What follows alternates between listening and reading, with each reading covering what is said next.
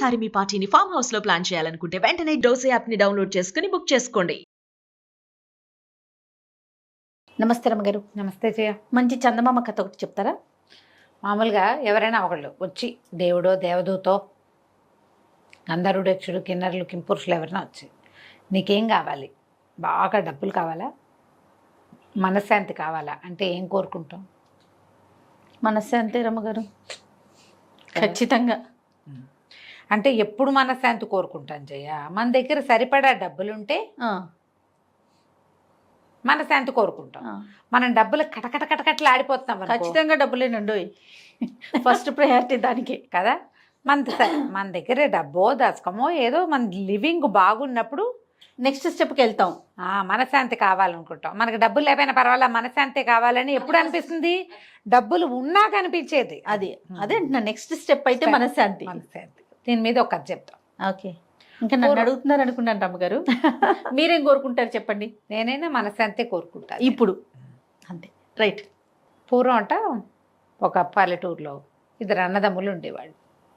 తల్లిదండ్రి ఉన్నప్పుడు ఏదో కొంచెం సంపాదించారు. వీళ్ళకి కూరలు పండించుకునేందుకు ఒక చిన్న జాగా, ఓ చిన్న గుడిసె, ఒక 30 ఎకరమో 15 ఎకరమో పొలం, కాస్త ధాన్యం పండేందుకు చెప్పులు కుట్టేవాళ్ళు. వాళ్ళు తల్లిదండ్రి గతించాక మెల్లిగా ఏదో 2 కూరలు పండించుకుంటూ కాస్త ధాన్యం పండించుకుంటూ ఆ చెప్పులు కుట్టుకుంటూ బతికేవాళ్ళు. రూపాయి ఎక్కడి నుంచి వస్తుంది? చెప్పుల మీద వచ్చేది. అయితే ఏమైంది, క్రమంగా వీళ్ళున్న ఊళ్ళోకి ఒక బ్రహ్మాండ నాయకుడు చెప్పులు చకచకా కుట్టేసేవాడు ఒకడు వచ్చాడు. వచ్చి వాడు దుకాణం పెట్టేసరికి జనం అంతా కొత్త చెప్పులు దుకాణం పెడితే అంతా అటే పోతారు. వీళ్ళ దగ్గరికి జనం తగ్గిపోయారు, చాలా పేదగా అయిపోయారు వీళ్ళు. ఆ కాయా కసురు వాటితోటే బతకాలంటే చెయ్యి ఆడట్లేదు. ఎటగో నానా బాధ పడేవాళ్ళు. అట్ట గడిచి వీళ్ళకి శీతాకాలం వచ్చింది. ఊళ్ళో అందరూ మంటలు వేసుకునేవాళ్ళు. భోగి మంటలు అంటే మంటలు వేసుకుని కూర్చుంటారుగా. వీళ్ళకి మంటలకు కూడా చెట్లు లేవు. ఏదైనా ఉండాలిగా 2 ఇవేమైనా పుల్లలో ఏవో. అయితే తమ్ముడు అన్నాడు, అన్నయ్య ఇటు మన ఇంటిపై ఉన్న మైదానంలో చెట్లన్నీ కొట్టేశారు. కాకపోతే చెట్లు కొట్టేస్తే చెట్టు కింద పెద్ద వేరు ఉంటుంది కదా, ఆ వేరు భాగం ఉండిపోయింది, అది ఎండిపోయింది. ఆ వేరు పీక్కొచ్చి అది అంటించుకుందాము, చలికుండా ఉంటుంది ఆ మొద్దు అన్నాడు. పెద్ద చెట్లకి వేళ్ల భాగాలు కూడా ఇంతలా ఉంటాయి కదా. సరే వీళ్ళిద్దరు ఏం చేశారు, ఆ మైదానం మీదకు పోయి ఆ వేరు ఇట కొసలు తేలి ఉన్నటువంటి వేరు భాగాన్ని బాగా తవ్వి దాన్ని ఈడ్చుకొచ్చారు. నేలంతా డ్రైగా ఉంది చలికి. ఈడ్చుకొచ్చారు. ఈడ్చుకొచ్చి వీళ్ళు పొయ్యిలో కుంపట్లో వేసిన నిప్పు తెచ్చి ఇది వెలిగించారు. వెలిగిస్తే మెల్లిగా అది కాలటం మొదలుపెట్టింది. ఆ వేళ్ల భాగాలు సన్నగా ఉన్న భాగాలు ముందు కాలుతాయి కదా, అన్నీ కాలి ముద్ద అంటుకునేసారు కల్లా. ఏమైంది, దానికి ఒక తొర్ర ఉంది ఆ వేరుకి ఓ పక్కన. ఆ తొర్ర భాగం ఓ పక్కకుండి మెత్తగా ఉన్న భాగాన్ని వెలిగించారు వీళ్ళు. ఆ తొర్రలోంచి ఒక కోయిల బయటకు వచ్చి కుహు కుహు అని అరిచింది. అరిచేసరికి తెల్లబారి, ఏమిటిది ఇక్కడ ఆ వేరులో ఉంది పడుకున్నది. ఆ వేరు ఇట్లా పై భాగంలో ఉంది, వీళ్ళు కింద నుంచి తవ్వారు. అడుగున డ్రైగా ఉన్న మెత్తటి సన్నవేళ్ల భాగాలు అంటించారు. త్వరలోంచి బయటకు వచ్చాక అటు ఇటు చూసి, ఏమిటిది, ఏం కాలం బాబు అని అడిగింది. అడిగేసరికల్లా కోయిలతో ఈ అన్నదమ్ములు ఏం చెప్పారు, ఇది కార్తీక మాసం. దేని ఋతువు అని అడిగితే కార్తీక మాసం అనేసరికల్లా, అయ్యో అలాగా, వేడిగా ఉండేసరికి ఎండాకాలం వచ్చేసిందని కూసాను. మీరు మంట పెట్టారు కాబట్టి వేడి వచ్చినట్టు, వేడెక్కింది కదా దిమ్మ. అయ్యో నేను ఎండాకాలం దాకా తలదాచుకోవాలి నా బాబు, నన్ను ఎక్కడైనా ఉంచుకుంటారా అనేసరికల్లా వీళ్ళేమన్నారు, 4 ఈ తాటాకులు ఇవి ఉంటాయి కదా, కమ్మలు అవి దూర్చి ఉన్న చూరులో, ఈ చూరులో వెచ్చగా ఉంటుంది, అందులో పడుకో అని చెప్తే ఆ చూరులో పడుకుని నిద్రపోయింది కోయిల. అది ఈ కార్తీకం నుంచి మళ్ళా చైత్రమాసం వచ్చేదాకా అక్కడే పడుకుంది. చైత్రమాసం వచ్చాక లేచి బాబు నేను దేశాటనకి వెళ్ళిపోతాను, మళ్ళీ కలుస్తాను, మీకు ఏమన్నా తెచ్చిపెట్టమన్నారా, ఏమన్నా సహాయం చేయనా, మీ వల్ల ఆ త్వరలోంచి బయటకు వచ్చి నేను ఇంట్లో దాక్కున్నాను అన్నది. అనేసరికల్లా వాళ్ళ అన్నయ్య అన్నాడు, అమ్మ ఏం తెస్తావు మాకు, నువ్వు దేశం అంతా తిరుగుతావు కదా ఈ కూసుకుంటూ, ఎక్కడైనా ముత్యాలు కానీ రత్నాలు కానీ వజ్రాలు కానీ కనపడితే చెరుకోటి తెచ్చిపెట్టు, వాటితో అయినా మా బతుకు బాగుపడుతుందేమో అన్నాడు. అనేసరికల్లా ఈ కోయిలంది, దాందే ఉంది, నేను దేశం అంతా తిరుగుతాను, కానీ ఈ వజ్రాలు ముత్యాలు ఎక్కడుంటాయి అక్కడికి వెళ్ళను, నేను చెట్ల మీదకే వెళ్తా. కాకపోతే నేను వెళ్ళే చెట్లలో 2 విచిత్రమైన చెట్లు ఉన్నాయి. ఒక చెట్టు ఎప్పుడు పచ్చగానే ఉంటుంది, అది ఆకులు ఎండాక దాని ఆకులు మొదట బాగా పచ్చబడి ఆకులు ఎండాక పూర్తి బంగారంగా మారిపోతుంది ఆకు. ఓ ప్యూర్ గోల్డ్. పండి ఎండాలి, చెట్టు మీదే పండి చెట్టు మీదే ఎండి కింద రాలిన ఆకు బంగారపు ఆకుగా మారుతుంది. అది ఇంకో చెట్టు ఉంది, అది సంవత్సరం అంతా పచ్చగానే ఉంటుంది దాని ఆకు. ఆ చెట్టు ఎవరి దగ్గర ఉంటుందో ఆ ఆకు వాళ్ళకి చీకు చింత ఉండదు అనేసరికల్లా ఈ పెద్దన్న అన్నాడు, ఆ ఎండిపోయి రాలిపోయిన బంగారపు ఆకు ఒకటి తెచ్చిపెట్టమ్మా కోయిలమ్మ, నా బతుకు బాగుపడుతుంది అంటే తమ్ముడు అన్నాడు, ఆ పచ్చగా ఉండే ఆకు ఒకటి తేవా, చీకు చింత ఉండనన్నావు కదా, ఆ ఆకు పట్టుకురా అన్నాడు. కోయిలు వెళ్ళిపోయింది. ఎండాకాలం అంతా తిరిగి వానకారు వచ్చేసరికల్లా కోయిల తిరిగి వచ్చేసి వీళ్ళ సూట్లో దూరుతూ 2 ఆకులు పట్టుకొచ్చింది. ఒకటి బంగారపు ఆకు, రెండోది ఆకుపచ్చటి ఆకు. అది ఎన్ని తేగలదు, కోయిల ఎంత ఉంటుంది, అదో ఆకు ఇదో ఆకు ముక్కును కరుచుకుని తెచ్చింది. ఆ బంగారపు ఆకు పెద్దవాడికి ఇచ్చి పచ్చటాకు తమ్ముడికి ఇచ్చింది. ఎంత సంతోషించారో ఇద్దరు. అన్నయ్య అనుకున్నాడు, ఆకును చూసుకుని, ఈ పిచ్చి వెధవా, ఇన్నాళ్ళు నాకు పట్టిన శని వదిలింది, అసలు నాకు పట్టిన శని వీడే. బంగారపు ఆకు వదిలిపెట్టి పిచ్చాకులు తెప్పించుకుంటాడా ఎవడైనా, ఇక వీడితో కలిసి ఉండకూడదు అనిపించేసింది. బంగారం చూసేసరికి, సంపద వచ్చేసరికి తన పక్కనున్న పేదవాడు దౌర్భాగ్యుడిగా కనపడతాడు మనుషులకి. వాడు సొంత తమ్ముడైనా సరే వాడితో ఉంటే మనకి దౌర్భాగ్యం అంటుతుంది, వాడిని వదిలించేసుకోవాలనిపిస్తుంది. లోకంలో అందరినీ ఇలాంటి వాళ్ళనే చూస్తున్నాం. తమ్ముడిని పైకి తీసుకొద్దాం, ఈ బంగారపాకు తమ్ముడికి ఇద్దాం అనిపిస్తుందా ఏ అన్నకైనా? అతను విడిగా వెళ్ళిపోయాడు. ఆ బంగారపాకు వచ్చిన వేళ విశేషం వీడి దగ్గర చేరిందని తెలియంగానే అతను ఎప్పటి నుంచో ఒక అవతల ఇంటి అమ్మాయిని ఇష్టపడుతున్నాడు. ఆ పిల్ల పెళ్లి ఒప్పుకోవాలి, వీళ్ళ దగ్గర లేవని. ఆ అమ్మాయి కాస్త నేను పెళ్లి చేసుకుంటానండి. చెప్పుల షాప్ ఒకటి పెట్టాడు చూడు, వాడు వీడికి పార్ట్నర్షిప్ ఇచ్చాడు, వీడి దగ్గర బంగారం చేరింది కాబట్టి. అన్నయ్య కూడా వెళ్ళిపోయేసరికల్లా ఈ తమ్ముడి పని ఇంకా అధ్వాన్నం అయిపోయింది. ఇంకా అధ్వాన్నం. వాడు మైదానం మీద దుంపలు తవ్వుకుంటూ పువ్వులు అవి కోసుకుని తింటూ అలాగే ఉండేవాడు. కానీ హాయిగా ఉండేవాడు, చీకు చింత లేదు. తనకేమీ లేవు, అన్నయ్య వెళ్ళిపోయాడన్న బెంగ కూడా లేదు వాడికి, ఏ బెంగ లేదు. ప్రాణం హాయిగా ఉండేది.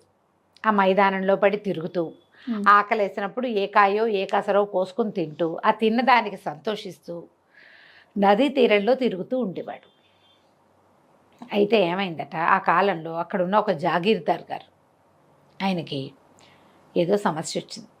ఆ జాగీర్లో కొంతమంది తిరుగుబాటు చేశారు. వాళ్ళ తమ్ముడు ఆస్తి పంచుకుపోయాడు.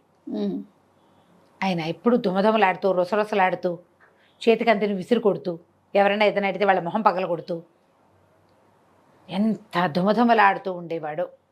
అయితే ఒకనాడు ఆయన ఈ మైదానం మీద వ్యాహ్యాలకి వెళ్ళి ఆ నదిగా ఒడ్డున కూర్చునున్న తమ్ముడితోటి కాసేపు మాట్లాడాడు. ఆ తమ్ముడు ఈయన కులాసగా కబుర్లు చెప్పుకున్నారు. ఇంటికి వచ్చిన జాగీర్దార్ గారు వస్తున్న దారిలో సైనికులందరినీ నవ్వుతూ మాట్లాడిచ్చాడు, అందరినీ పలకరించాడు, కడుపు నిండా అన్నం తిన్నాడు. ఒక్క మాట మాట్లాడలా, ఎవరిని ఏమనలా. ఇదేంటి ఈయన ఇలా దేవుళ్ళ అయిపోయాడు? ఆశ్చర్యపోయారు. ఏమిటి అని ప్రశ్నించారు.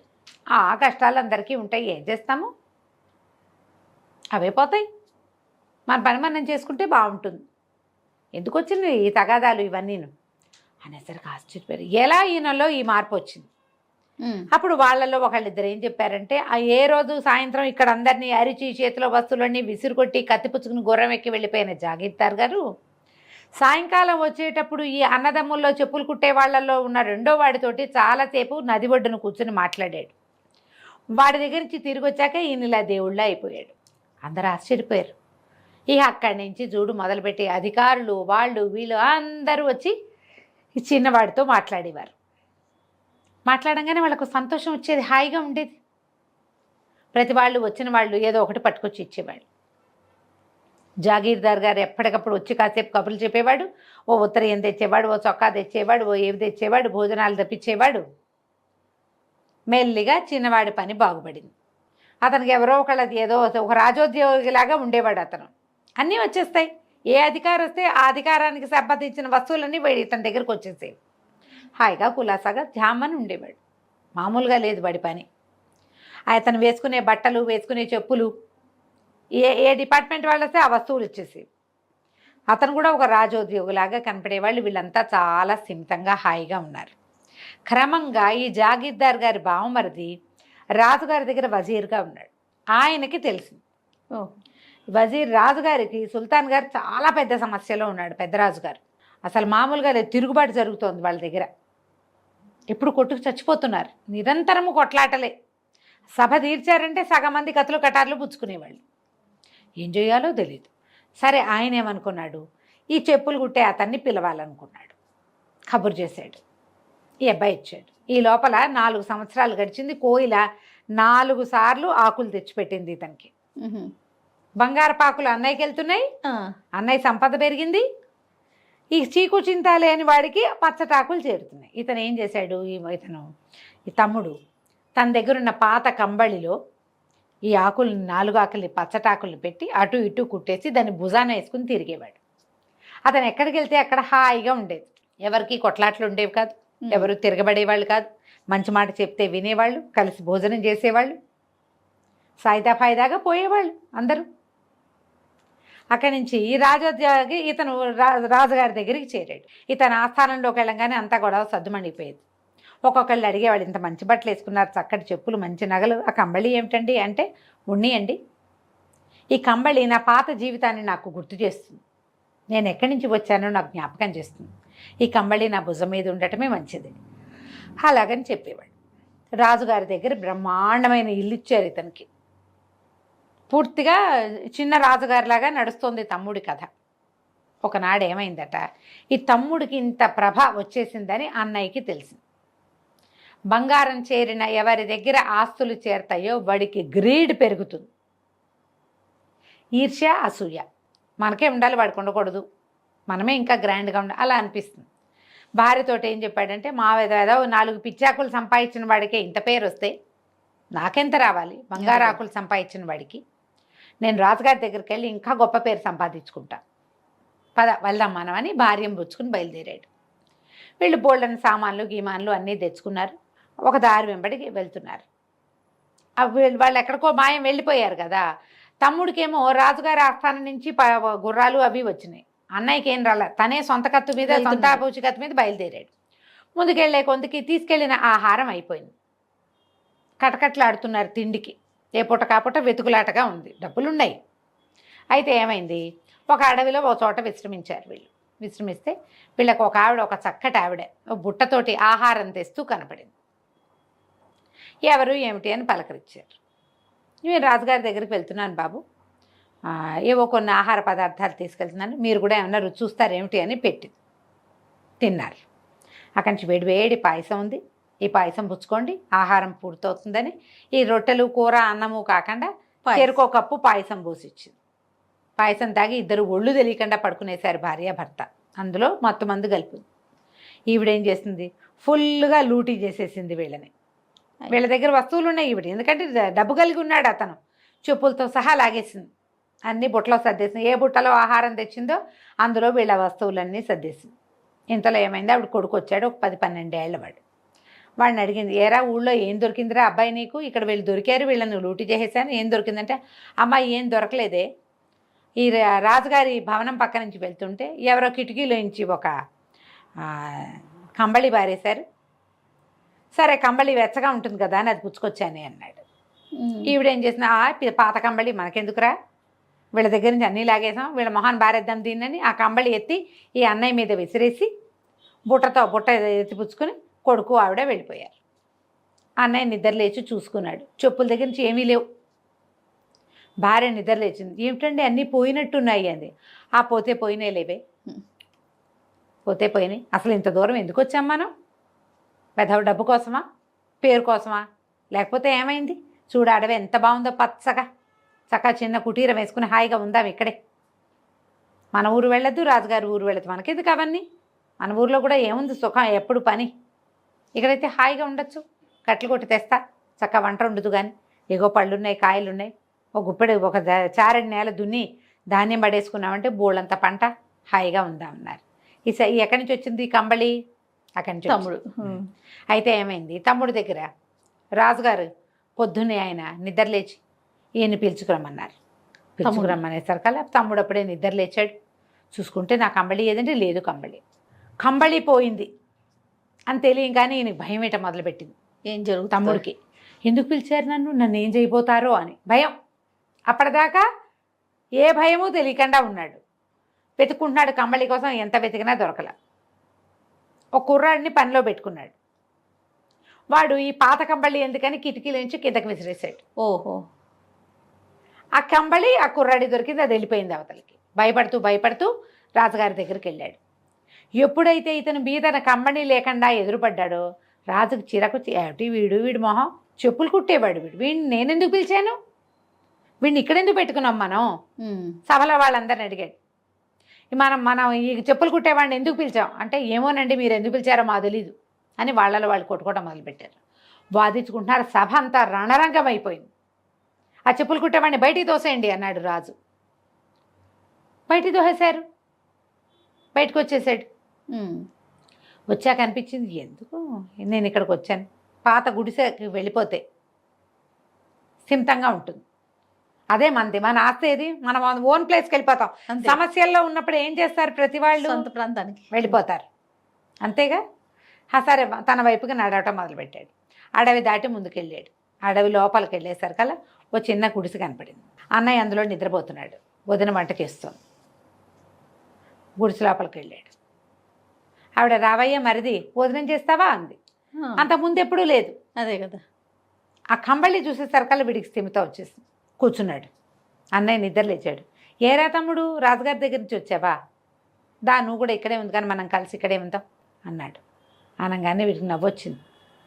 ఇక్కడ ఎందుకన్నయ్య, మన ఊరు వెళ్ళిపోదాం, ఇక్కడొద్దు, ఈ కంబళి పుచ్చుకొని వెళ్ళిపోదాము, మన ఊరు వెళ్ళి మన చారెడు పొలం పండించుకుందాం, మన దోసెడు జాగాలో కూరలు పండించుకుందాం, మన గుడిసెలో మనం ఉందాం, ఏమొచ్చినా అక్కడికే వస్తాయి ఇంకా అని కంబళి భుజాన్ని వేసుకుని అన్నయ్య వదిన చెరో పక్కన నడుస్తుండగా తమ పాత ప్లేస్కి వెళ్ళిపోయారు. వాళ్ళు హాయిగా ఉన్నారు ఎప్పటికీ. వాళ్ళకి ఇంకెప్పుడు కోయిలు వచ్చి వాళ్ళకి ఏమి ఇవ్వలే.